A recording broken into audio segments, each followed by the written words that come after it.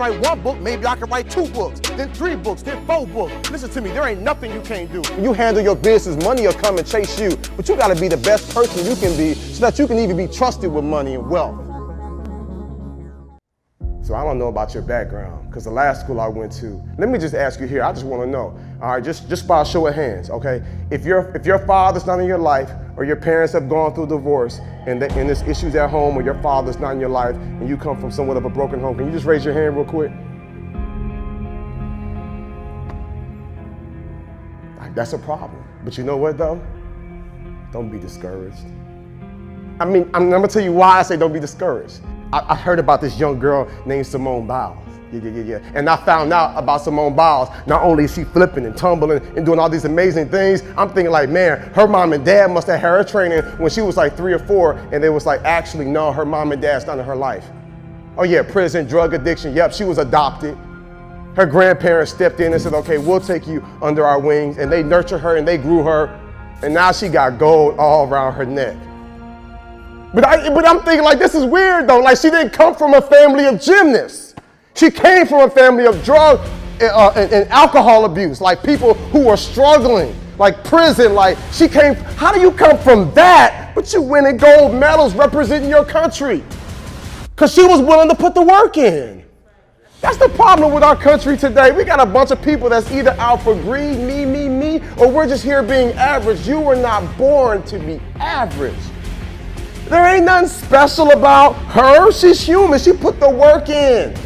When everybody went to the prom, she said, no, thank you, I promise you. I saw the interview. How was your prom? Oh, I heard it was nice. They said, what do you mean you heard it was nice? She was like, yeah, my friends went and I saw the pictures on IG. I was so excited for her.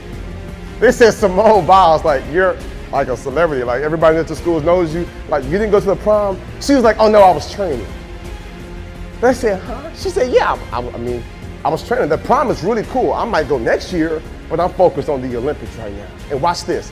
All those people that was at the prom, that was getting, you know what I'm saying? Everything they out there doing.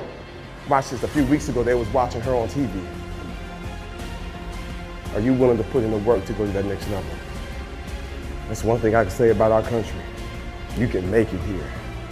Some people, really believe it or not, some people, because of their situation, because of their upbringing, because of their environment, some people will have a harder time. Let's just be clear. Some of you grew up in households where things will be a little bit easier for you. Some of you come from backgrounds where things will be a little bit harder. You know what I'm saying? But hey, that's what makes us who we are. That's what makes the great great. Don't nobody just all of a sudden just blow up and get to that next level. You deal with adversity and you keep pushing. You see, I saw that the guy that owns WhatsApp, that just sold WhatsApp to Facebook a few years ago for $19 billion. That's a lot of money. Did you know that several years before he went to Facebook, and Facebook was like, yeah, no thank you. My man went to Facebook trying to get a job, like, yo, let me tell you about this joint called WhatsApp. They was like, nah, we good. WhatsApp, what's that? That's what they said to him. And he walked out of there like, man, that hurt. But like David said, that wasn't no failure. He was like, all right, well, I guess I gotta just do it myself. And then years later, Facebook went to him, hey man, come here, let's talk. Let's talk. I can imagine them on the golf course at a country club, in the office, sitting down with that big old shiny oak table with all their attorneys, and they finally settled for $19 billion. Why? Because he said, I got a dream. But people don't buy dreams. People buy realities. So he said, what I'm gonna do now, since don't nobody believe in my dream, I'm gonna pursue it. I'm gonna press on, I'm gonna grind, I'm gonna put in the work, I'm gonna put in the sacrifice, because I know that I've been given this dream, this vision. I'm gonna do what I can to make this thing come into fruition. And when it does, people buy reality.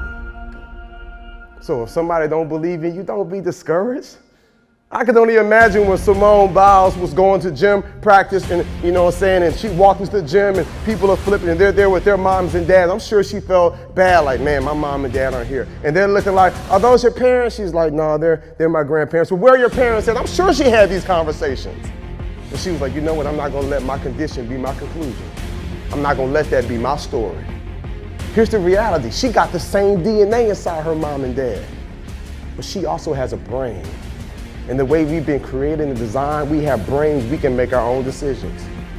You choose every single day whether or not you want to be successful or whether or not you want to be a failure. And it starts with the small things.